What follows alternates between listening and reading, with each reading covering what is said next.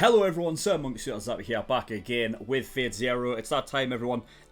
This is the last session of Fate Zero, so I'm expecting big fucking things. I've enjoyed this show from the very beginning. It's offered something different that I've ever seen before out of an anime, so that's always a good thing. And I'm fucking excited. So a few things. Obviously, last episode with Ryder going down and all of that, it was kind of like a take your breath away kind of episode. So I didn't write down a lot. A few things that people noted. One of the things that I did say was there was a sort of size up between Gilgamesh and Alexander the Great, like way back, where Tokiomi was basically saying that they sort of match up, and I said it was just straight up like Gilgamesh versus Alexander, but what they were talking about was actually the noble phantasm. So it was Gilgamesh's Gate of Babylon versus Alexander's reality marble thing, right? And Tokiomi did actually know about Ea as well. He did mention, because somebody mentioned that Tokiomi said that Gilgamesh should use it against Kasta, right? But he refused. And that for Gilgamesh to actually use his ear against an opponent means that he actually has respect for them. So, I mean, yeah, that's something, I guess. It's still a bit, it's still a bit like, it makes me a bit down still knowing that Ryder never got, a hit on him. I would have liked to have at least him, made a mark on him at least. But if he got the respect out of him, at least that's something. But that noble phantasm, man, that's fucking that's fucking nuts. So yeah. Right. Well, other than that, we obviously it was Archer versus Ryder. Archer came out on top. Waver's still alive. Gilgamesh, bigged him up for that last episode because it's easy. I think it's easy to probably paint this picture of Gilgamesh as someone who's a bit fucking mischievous and not a good dude, but he definitely has those moments of where he's respectable and he upholds honor and stuff like that. So and I'll big him up for that. And then on the other hand, we've got Saber versus Berserker, and Berserker was revealed to be Lancelot. So fuck, I think that's all we really need to talk about. I've got a cup of tea because it's fucking cold. Not as cold as over it is in America. Fuck that. Glad I don't live there. But it's still fucking cold. It's still below freezing. So yeah. I woke up this morning, right? Fucking throat was just aching again. I was like, no, this is not happening again. I'm not losing my voice again. Fuck that. Okay. Anyway, regardless, it's time to get in episode 11 and see what we get. So without further ado, let's go.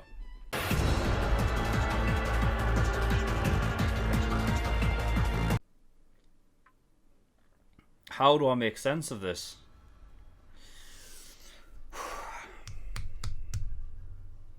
Okay, right. Well, first of all, I need to fucking look up exactly what Angra Mainyu is. Because I have no idea what that is. Angra Mainyu. Right, hopefully I don't get any spoilers by looking this up. Refers to the concept of evil in the Zoroastrian religion. What the fuck, Zoroastrian? What's that?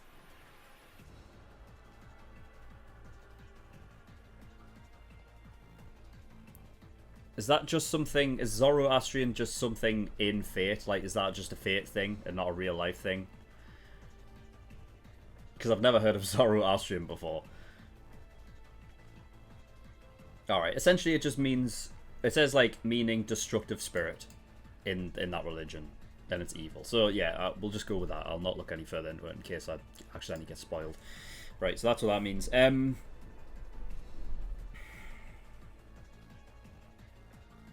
Alright, I just want to preface this with, if I miss anything, I apologise. There was a fucking lot going on there, and I felt like I could barely look away from the fucking screen in order to write stuff. So I'll get my points across on everything that I remember, everything that I actually did write down. If I miss anything, I apologise and I'll pick it up. whenever I can next. But all right, so we started off. I feel like there almost could have been like an episode in between this, because of where it sort of ended in the last episode. I feel like there was still like some distance to go. Like, there would be like the meetup of those two or whatever. But no, we're fucking straight into it, which I liked, to be honest. I just wasn't expecting it as all when coming into this. So yeah, I'm guessing Kiryu was using magic to sort of alter his movements, like be a lot faster and punch harder than he actually, was capable of. Because at one point he literally fucking instant transmissioned his way fucking to the side of Emiya at one point.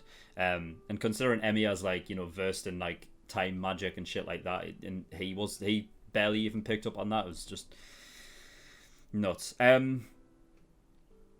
One thing fucking Kiryu mentioned, and I guess we're not gonna get any answers because he just fucking killed him right there. He just killed Kiryu.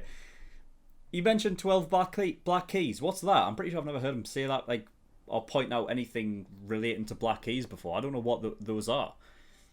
But he's dead now anyway, so we're not episode to kind of see out the story and whatnot. I mean,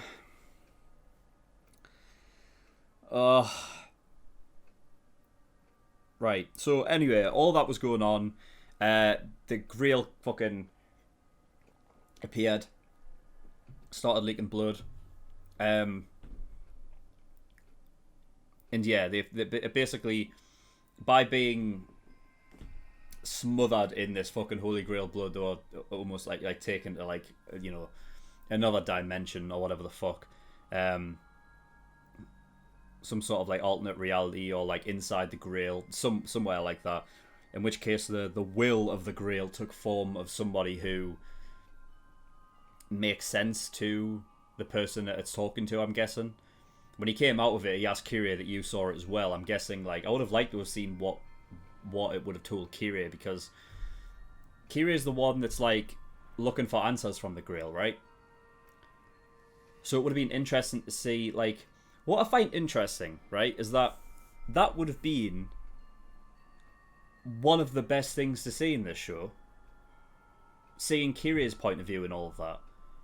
Because surely that would have been the point where he got his answers, right? And we never fucking saw it. Because then you could have had them come out at the end and have Emiya kill him anyway, but at least you would have got like this. You would have got like the idea of what, Kiryu's sort of like what it was that he was actually looking for. But I don't know, because what episode was it? Was it episode 9 or was it 10 where? I think it was 10, right? Where Eri died and then she went inside the Grail and whatnot. And I was like, it doesn't look nice in there. Like, it doesn't look like... It looked malevolent to me. Like, it looked a bit fucking on the evil side. So... And then with this, like, the fact that is the will of the Grail, everything that we were seeing in there seemed very... manipulative, I think it was just like almost like whatever is inhabiting the Grail itself, right? Because it's obviously like a conscious thing. It's able to sort of like think for itself and whatnot, right? It's a cognitive being, just in like, you know what I mean, like a spirit of the Grail, whatever the fuck you want to call it. But it seems like it's more possibly out for itself than, being this omnipotent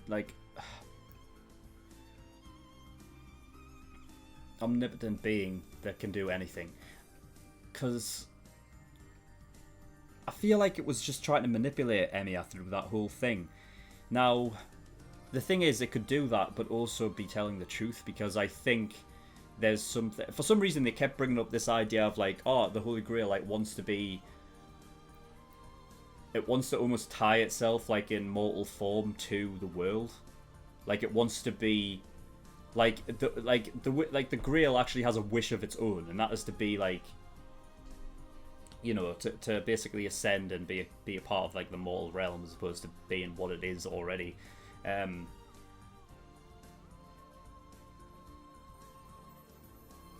and maybe that's what it does. Maybe it has the ability to grant wishes, but come the end of every Holy Grail war, like depending on who's left, it tries to manipulate them and change their like ways of asking for wishes and almost manipulating them into being like, summon me into the mortal realm. You know what I mean? So maybe like under the guise of like offering wishes to the participants in the Holy Grail War, it's actually trying to be out for itself and become a part of be summoned into the world itself. I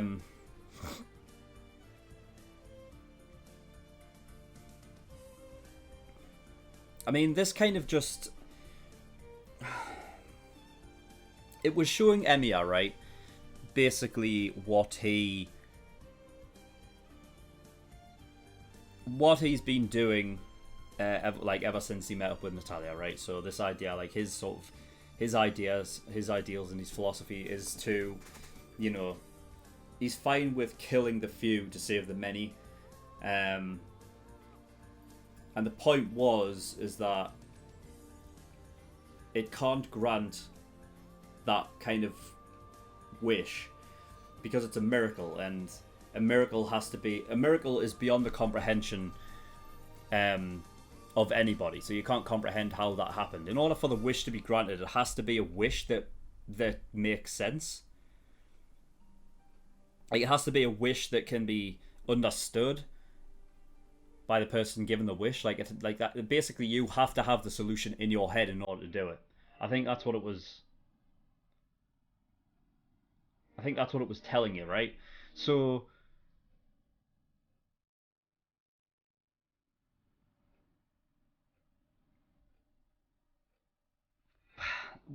that's fucked.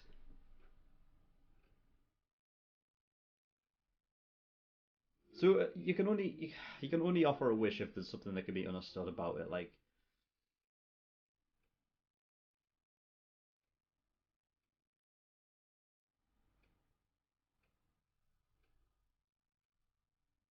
I think the idea was the will of Grail was basically saying, look, world peace can be accomplished, but it can only be accomplished if it's an end to humanity. Like, there'll never be world peace when there are, multiple humans that fucking inhabit the earth. Which kind of goes back to Kyrie. And when you actually think on it, maybe Kyrie like understood the Grail more than anybody because he was the one that said it's human nature to be to have conflict and stuff. And this is pretty much exactly what the fucking Holy Grail was saying as well. So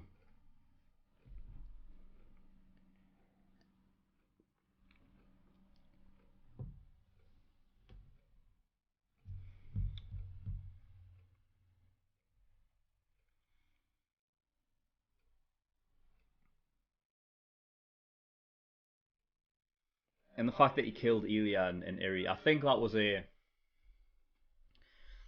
It's not nice seeing that, but I don't think it's like.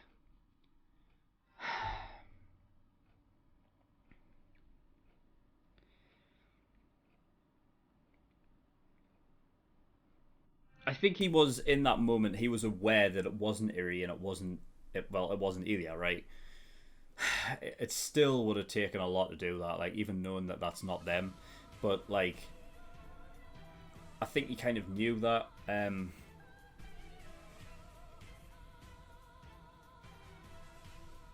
I'm wondering if he took what the Grail was saying to him as absolute and being like, all right, so basically I can't do it then. Fucking great. So basically his only way to, I don't know, maybe escape the Grail or like to get out of that dimension, wherever the fuck he was in, was to either accept the conditions or to reject them. And I think he rejected them, right?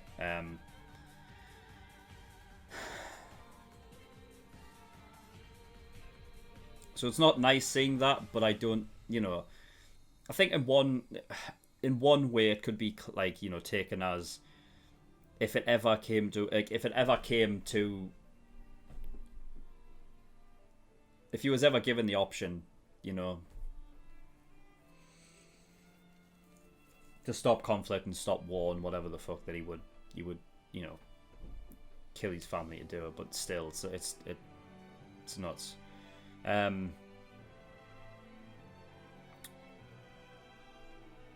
So he came out of it.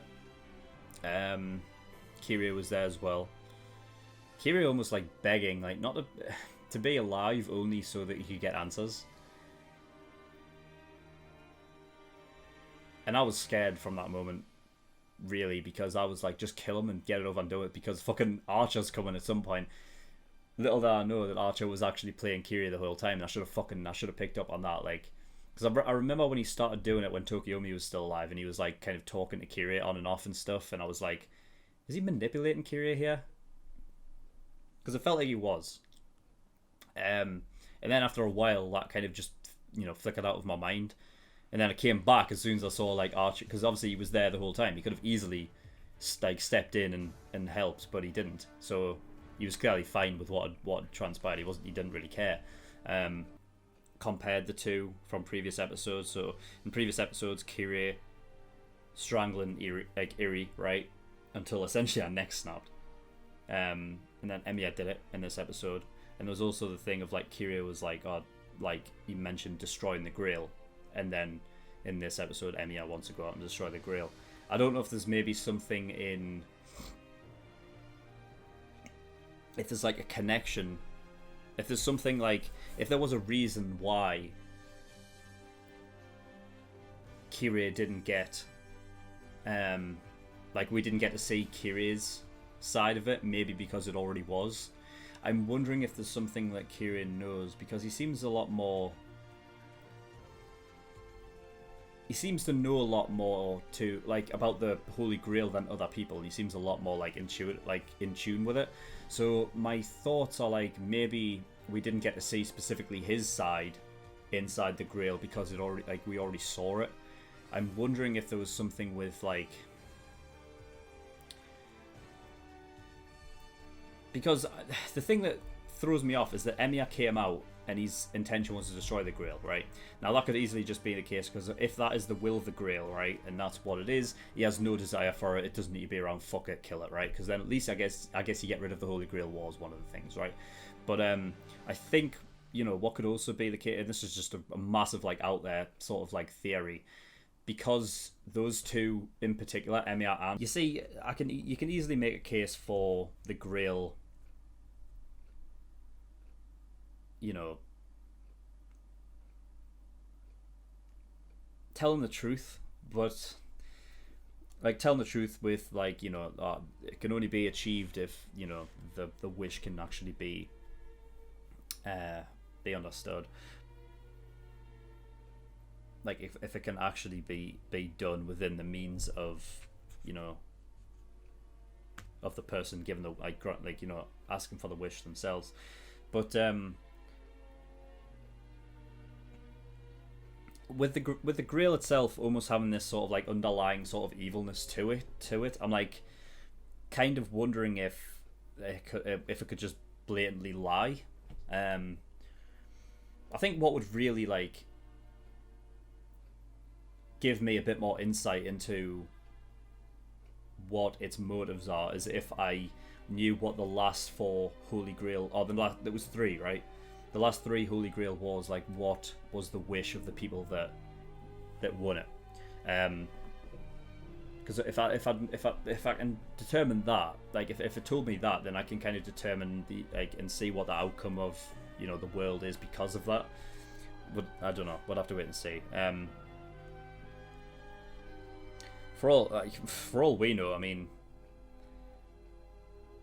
the route is an odd one to me. Like, I don't know if it's a case of like, well, what came first, chicken or the egg kind of thing. But like, if the first Holy Grail war, like the person's wish was to be was like,